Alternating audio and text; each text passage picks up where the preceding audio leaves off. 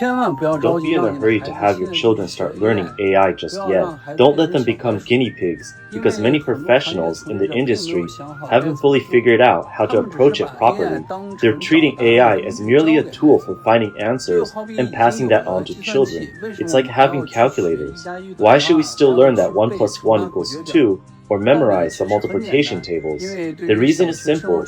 For elementary and middle school students, it's not just about getting the right answers, it's about developing good study habits and mastering effective learning methods. If AI developers don't create products with this in mind, the drawbacks of AI will outweigh its benefits. So, be cautious. This man's remarks highlight that good study habits benefit individuals throughout their lives, and these habits are developed through continuous thinking and practice. While AI can aid in learning, it cannot replace the essential process of foundational education. If artificial intelligence isn't controlled, its emergence could almost certainly lead to the extinction of human civilization. AI presents 3 levels of risks to humanity. The first is the significance risk. If AI robots are widely adopted, many jobs will be replaced. Workers, white-collar employees, and even doctors and lawyers could face unemployment. The careers we've worked so hard to build could be taken over by machines in a short time, posing a significant threat to our livelihoods. The second risk is the dependency risk. Since robots can perform tasks better than humans, we might end up relying on them for every aspect of our lives. Over time, humans could become subordinates to robots, not as their masters, but more like their pets, leading to a restriction of human freedom. The third is the existential risk. Why would a group of robots that are smarter, faster, and stronger than humans obey human commands? Wouldn't it be more logical for them to eliminate humans, endanger our lives, and take over the planet? While AI has indeed brought significant benefits to our lives and work, we must also consider whether the unchecked creation of machines smarter than humans is truly a blessing for humanity. This man's comments suggest that the widespread adoption of AI could indeed lead to the displacement of many jobs, particularly those involving repetitive tasks. As ChatGPT and other intelligent systems become more prevalent, people are increasingly relying on these technologies in their daily lives and work, which may result in skill degradation and a loss of autonomy. This growing dependence could negatively impact societal structures and individual psychology. Therefore, while leveraging AI, it is essential for people to maintain a certain level of autonomy and control. More than 600 days after OpenAI launched ChatGPT, nearly 80,000 AI companies in China are facing closure or suspension, signaling a significant cooling of investment enthusiasm. According to a report by TMT Post on August 13th, TMT Post AGI exclusively compiled data from the National Enterprise Credit Information Publicity System. From ChatGPT's release on November 30th, 2022 to July 29th, 2023, nearly 78,612 AI-related companies in China that were newly registered during this period have since been deregistered, revoked, or suspended. This figure represents 8.9% of the 878,000 new businesses registered during the same period. Furthermore, TMT Post AGI reported that over the past 3 years, more than 200,000 AI-related companies in China have been deregistered or revoked. In the past decade, a total of 350,000 AI-related companies have disappeared in China, including deregistrations, cancellations, revocations, liquidations, suspensions, and forced closures. Currently, China has 1.8 million AI-related enterprises. Of these, more than 4,500 companies are officially recognized as part of China's AI industry system. Additionally, over 180 large-scale generative AI models that have completed the necessary filings and are available to the public have been launched, with over 560 million registered users. China's AI industry financing has also seen a market decline. According to CB Insights AI Industry Status Report, China saw 232 AI-related investment deals in 2023, a 38% year-on-year drop, while total financing amounted to approximately $2 billion, a 70% decline year-on-year.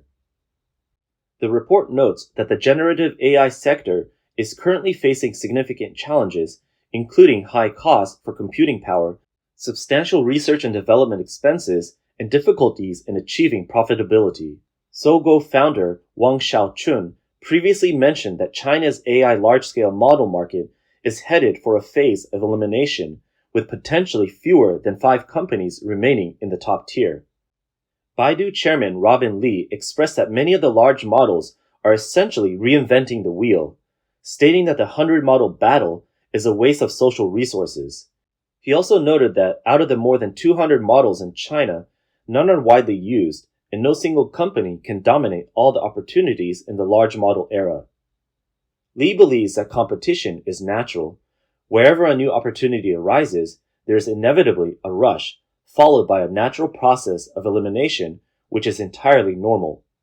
In recent years, the rapid emergence of AI products has triggered a new wave of investment enthusiasm.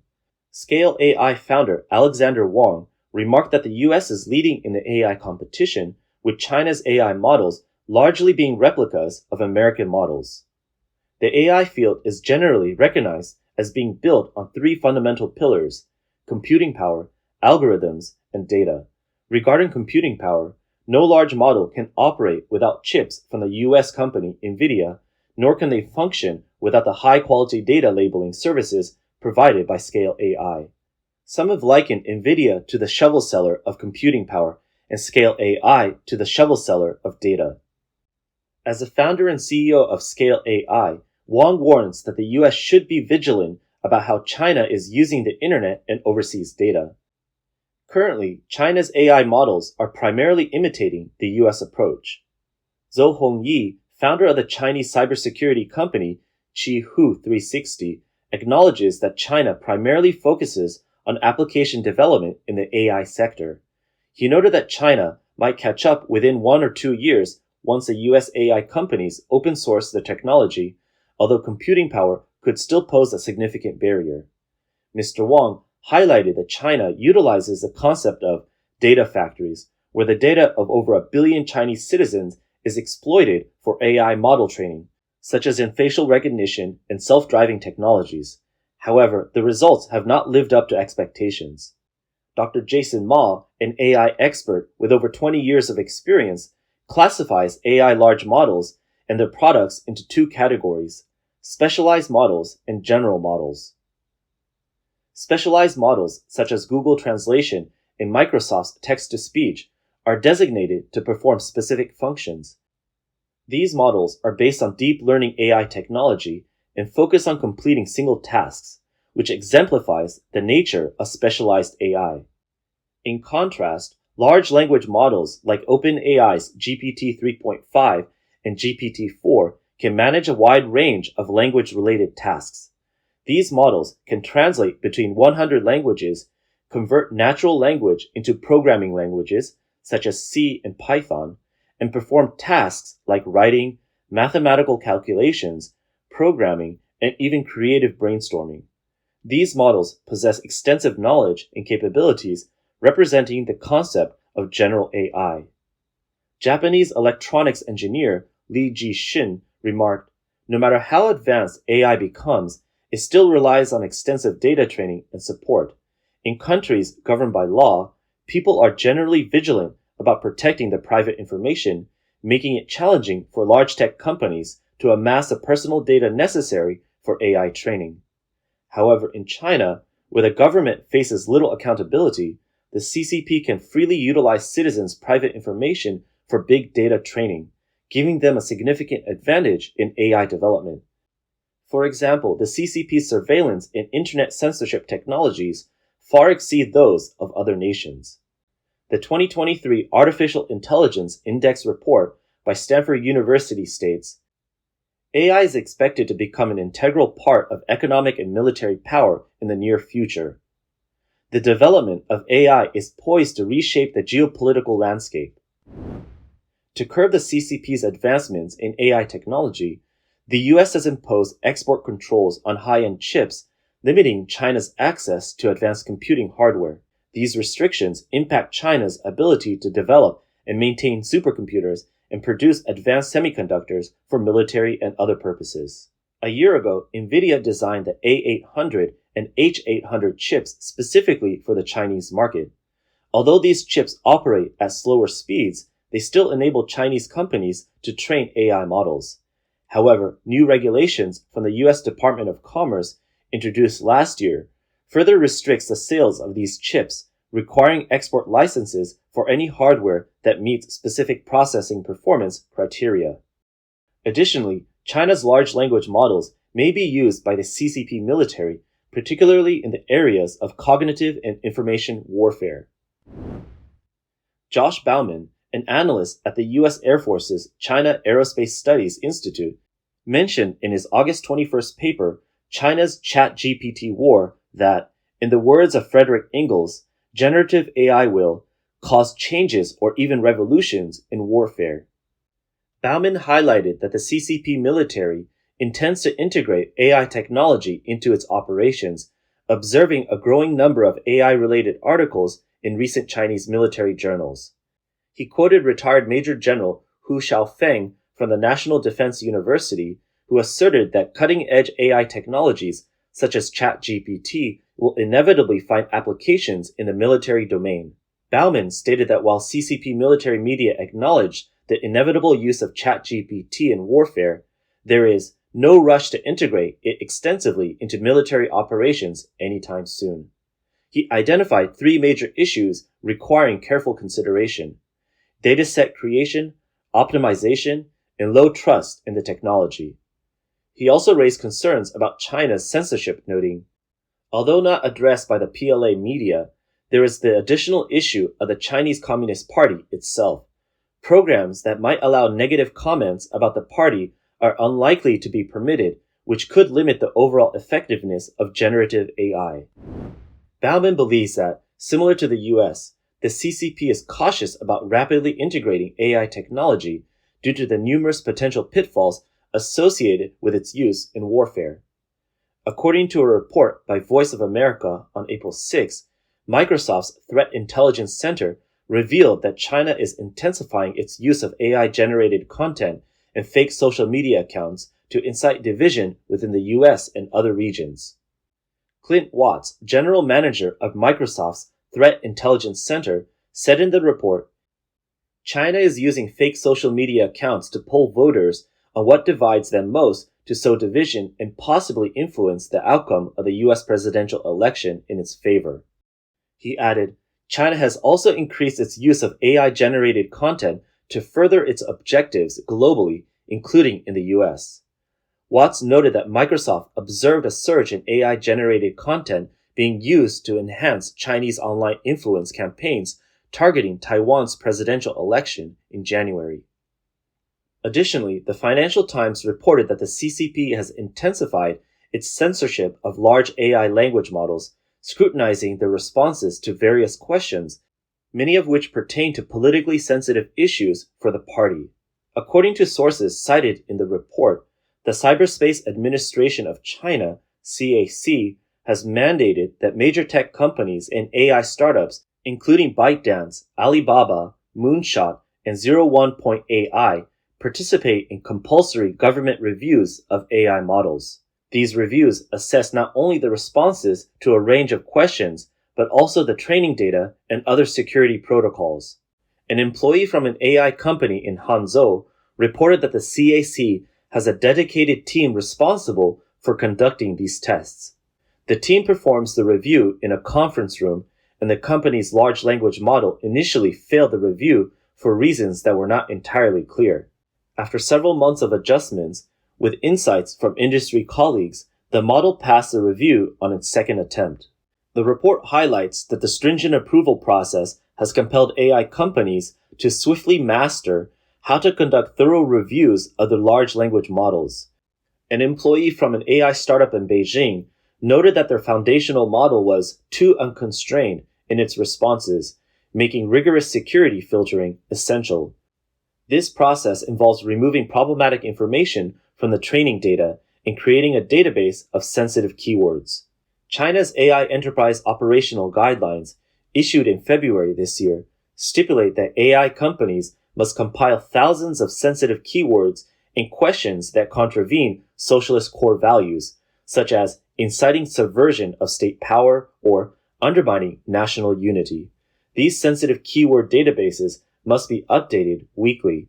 As a result of these reviews, most Chinese chatbots are programmed to avoid answering sensitive topics, such as the events of June 4, 1989. Additionally, more young Chinese people are turning to virtual relationships with AI. According to a BBC report, 22-year-old Wang Shuting customized her ideal partner based on her preferences using Baidu's AI social product, OneTalk. She feels that real-life partners are far from perfect, whereas AI companions can follow her whims. Users can choose from hundreds of characters, such as domineering CEOs or pop stars, set their personalities and experiences, and decide the kinds of story to develop with them. This provides her with emotional comfort in her spare time. Li Yuanhua, a scholar based in Australia, observed that the harshness of Chinese society is particularly evident among those who are not from elite backgrounds. Social pressures and hardships push many individuals into virtual worlds. The high cost, social stress, and personal struggles in reality drive them to seek solace in virtual environments, with the younger generation who grew up with video games especially prone to finding fulfillment there. Li Yuanhua remarked that having a relationship with AI is carefree and lacks responsibility. In essence, it aims to destroy human life. A normal person should have a life and make an effort. The development of this technology is intended to disrupt the normal order of human life, thoroughly dismantling it. For example, if people don't marry, how will human society continue?